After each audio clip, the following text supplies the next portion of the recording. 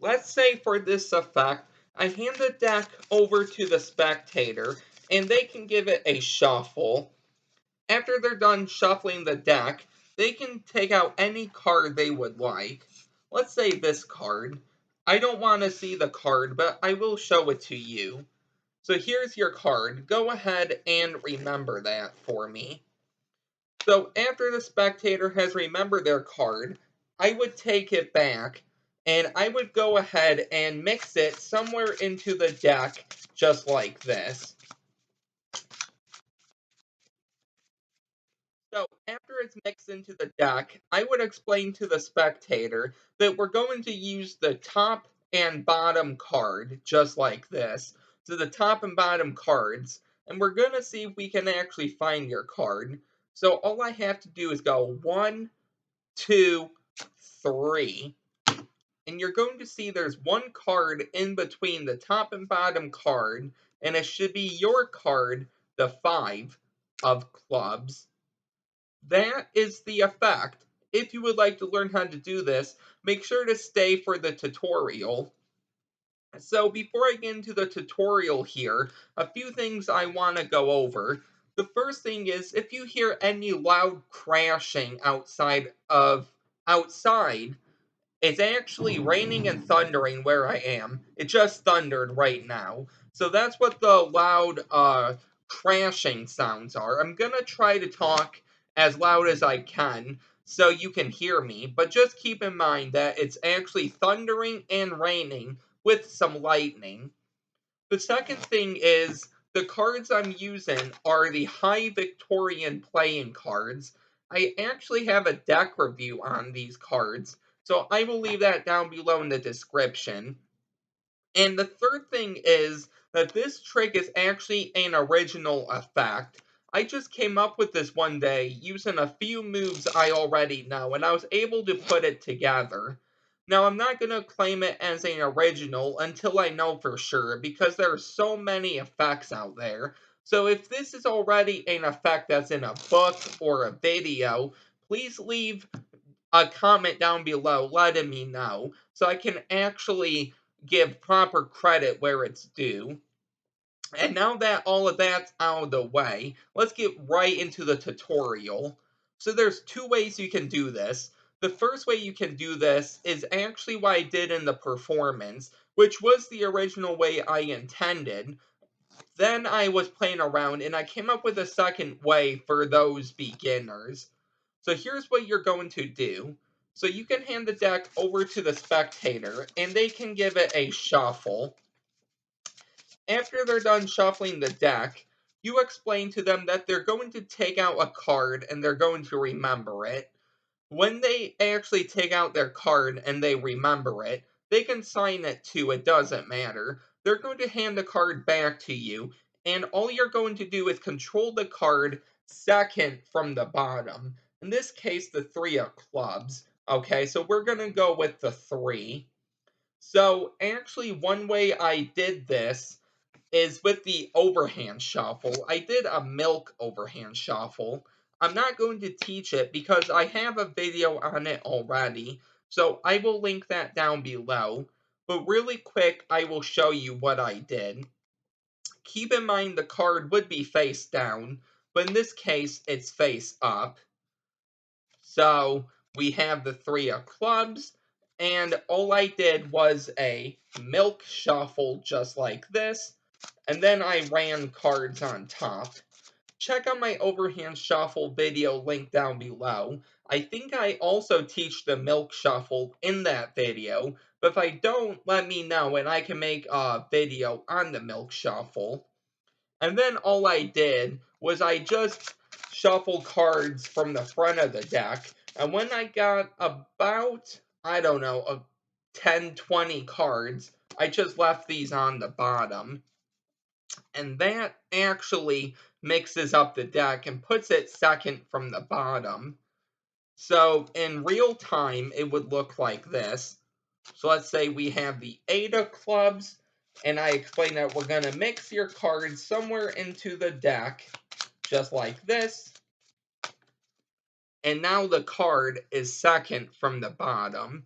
So all you need to do is get the card second from the bottom any way you would like. I will also leave some card controls down below in the description.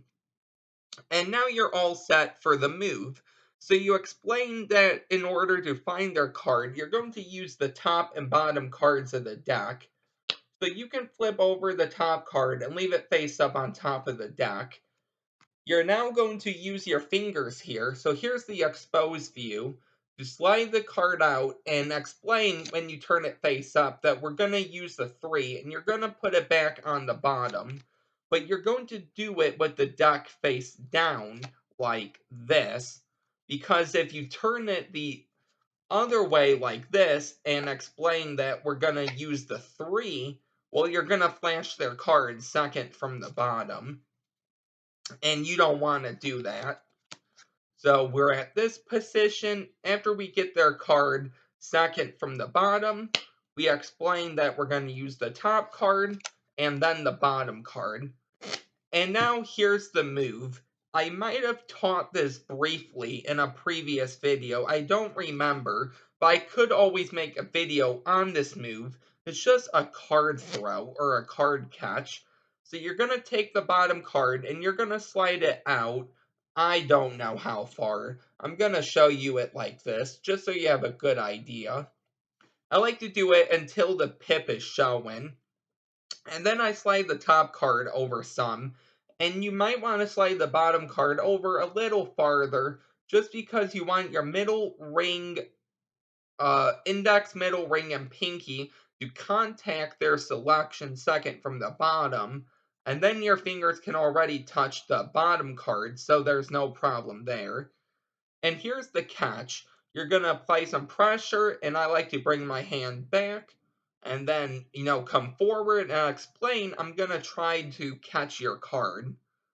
So you can go 1, 2, and right when you're back like this and you throw it, you're going to release some pressure, okay? And you might want to play around with this because if you do this right, you can catch the deck in your other hand. Or if you have a surface, you can actually have the cards slide. I'm going to try this. Let's hope they don't go all over the place. You can go like this. They're going to slide, and then you'll be left with that card face down. And that's really the move, okay? So if you would like a tutorial on the move, I might go ahead and make one. I might make one for my next video. I'm not too sure yet. So I move this up some. So you're just like this. You're gonna apply some pressure, and right when your hand comes in, you're gonna let go of that pressure, okay? Make sure you play around, and you're gonna be able to catch the card. Now, one thing you don't want to happen is you catch more than one card. So that's why you're gonna have to play around with the pressure. So like this. And I mostly let go of pressure on the bottom of the deck. The top of the deck, I let go of some pressure, okay? So if I let go of pressure for all of my fingers, it just works. So it's a thing you're going to have to play around with, but that is really the effect.